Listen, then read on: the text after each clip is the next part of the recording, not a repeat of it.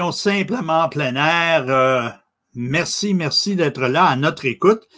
Mais vous pouvez aussi nous voir, hein, et puis pour ceux qui nous voient, bien naturellement, c'est sur YouTube.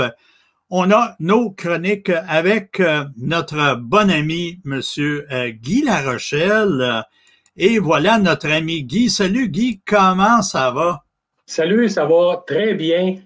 Hey, écoute. Malgré on a un petit moment tranquille, question de température, fait qu'on se prépare à d'autres expéditions vers la fin de la semaine. Et puis Lou, je te dirais qu'ici, c'est tempête, grosse tempête au moment d'enregistrer. En tout cas, c'est le printemps, c'est le 1er mars, on enregistre le 1er mars pour la fin de semaine.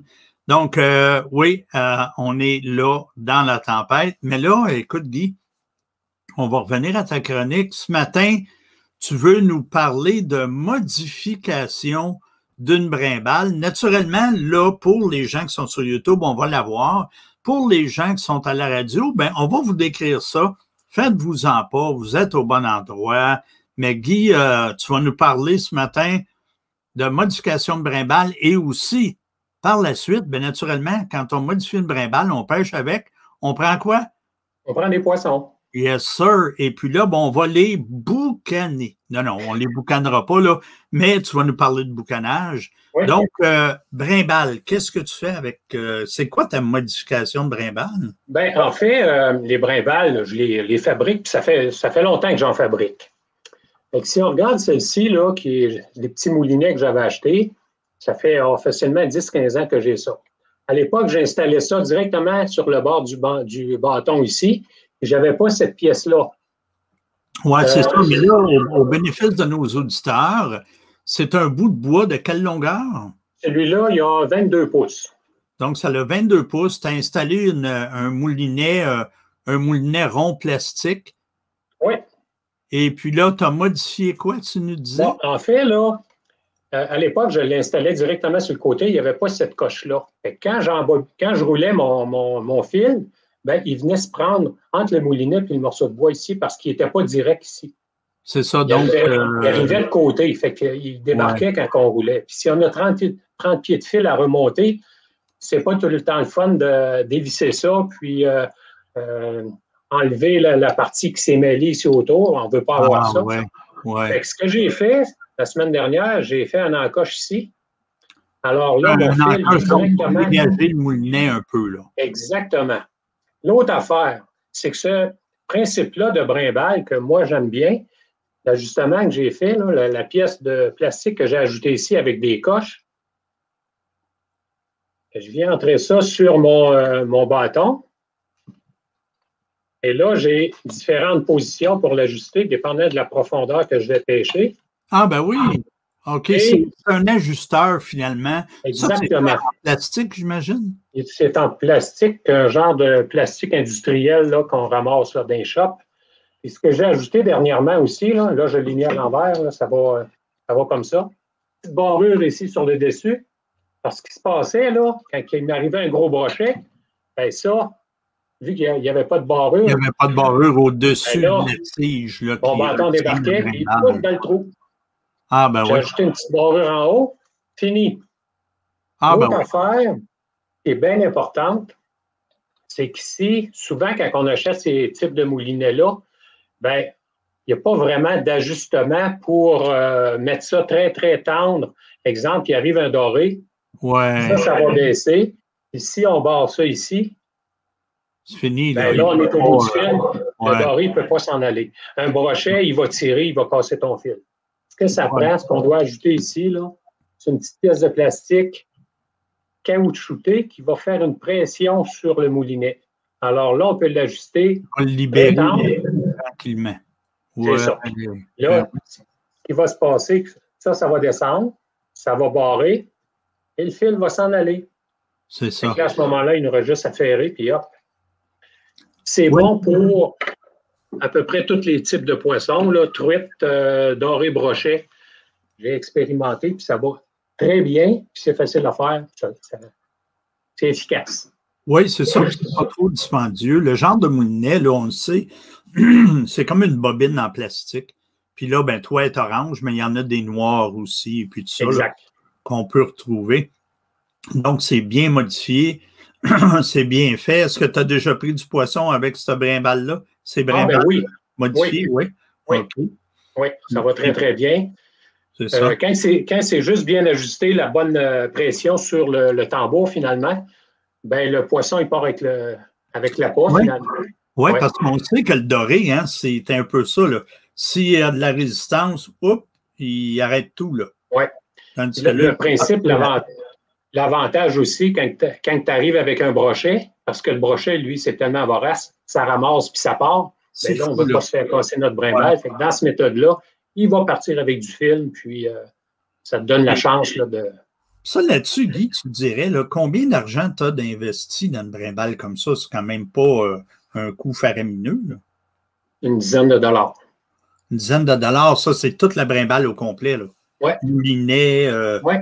système de sécurité pour le barrer, Ouais. le système d'ajustement et tout. Là. Ouais.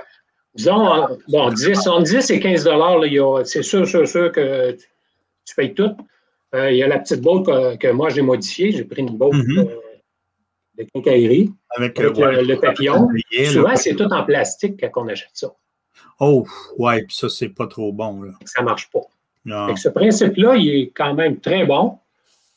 Il en existe plein d'autres modèles, mais lui, je le trouve simple, facile à installer. Puis, c'est ça qui compte, hein, finalement, là, quand c'est facilité d'installation. Parce que tu sais qu'est-ce qui est pire quand on pêche sur la glace avec des brimbales? C'est à la fin de la journée.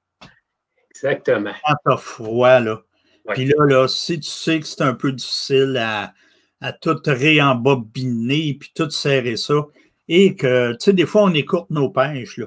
Mais là, hey, le temps file rapidement, Guy. Oui. Tu voulais aussi nous parler de fumage de poisson, j'imagine? Oui, c'est ça. En fait, là, fumage de poisson, mais ce livre-là ici, qui s'appelle Fumoir, tout simplement, là, c'est un maître fumeur au Québec qui s'appelle M. Béliveau. Son prénom, c'est Michael Béliveau. Dans ce livre-là, j'ai trouvé pépites de saumon à l'érable. Oh là là, OK. On fait des cubes avec, là-dedans, on parle de saumon, mais ça peut être du brochet, du doré, de la truite. Oui, ça peut être du brochet, pas du brochet, excusez, du saumon qu'on va acheter à l'épicerie. Le problème, c'est question de fraîcheur toujours. Là.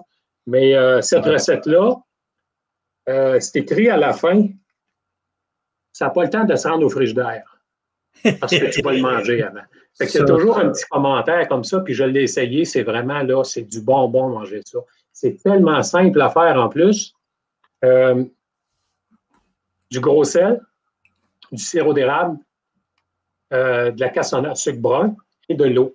Pour 12 heures, il y a des proportions, là, on ne va pas dans le détail, là, mais une fois que ça s'est fait, on retire nos morceaux de poisson, on les rince à l'eau pour enlever le sel, on laisse sécher. Après ça, on peut faire un fumage. Moi, je fais le fumage à chaud avec la plupart du temps, c'est des morceaux d'érable.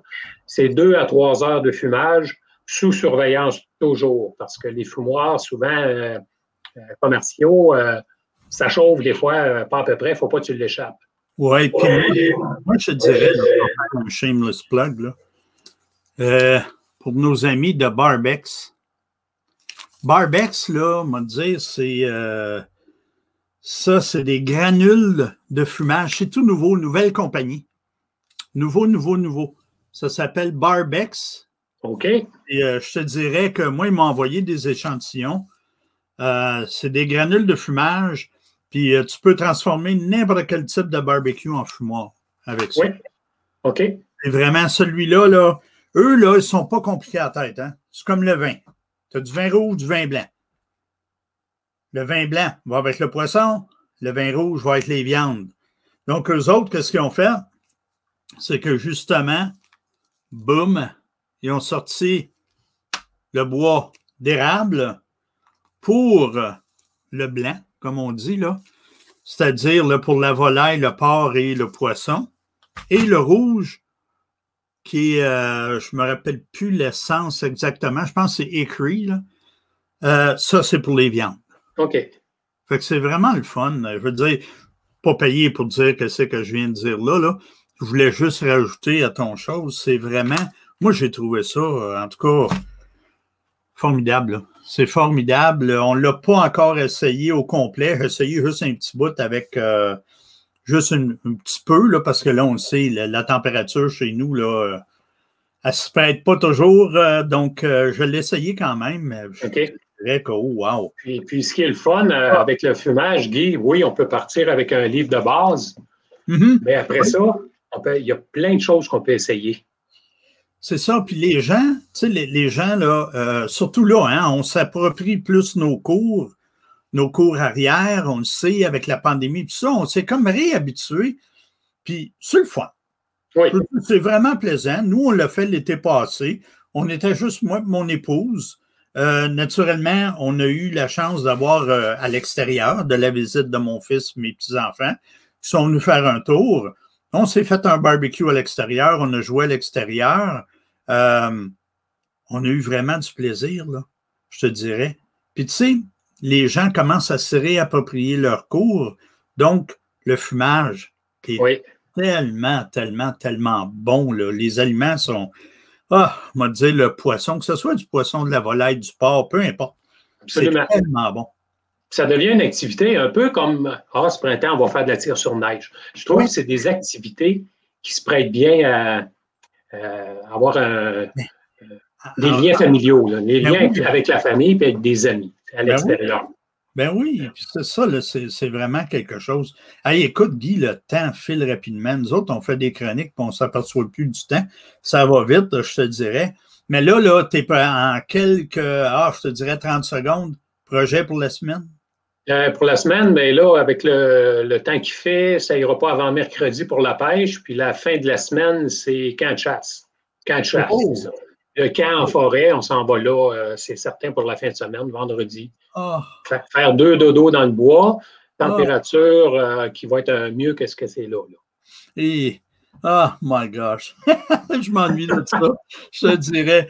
Ben, écoute, Guy, nous, on se rejoint la semaine prochaine. Donc, si vous voulez voir M. Guy Larochelle, faites Guy Larochelle, Rouyn-Noranda sur Facebook, une recherche. Vous allez voir les choses que Guy fait. Il en fait beaucoup de choses. Et nous, ben Guy, on se retrouve la semaine prochaine. Oui. Bonne semaine. Bonne semaine. Et salut. Pour ceux qui nous écoutent à la radio, ben quittez pas, restez là. On vous revient après ceci. Et puis nous, ben en vidéo, on va se revoir.